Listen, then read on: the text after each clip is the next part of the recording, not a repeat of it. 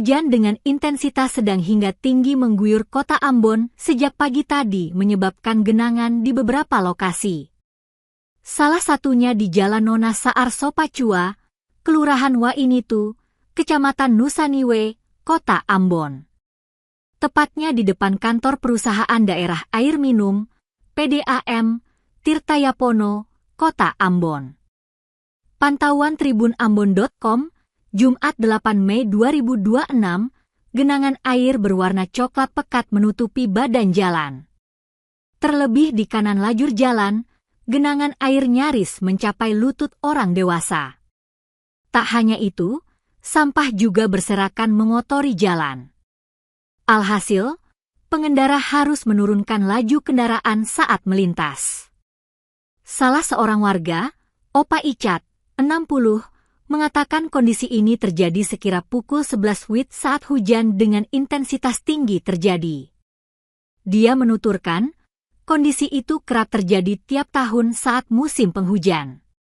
Menurutnya, di area itu tak ada drainase sehingga mempercepat terjadinya genangan dan surut butuh waktu yang lebih lama.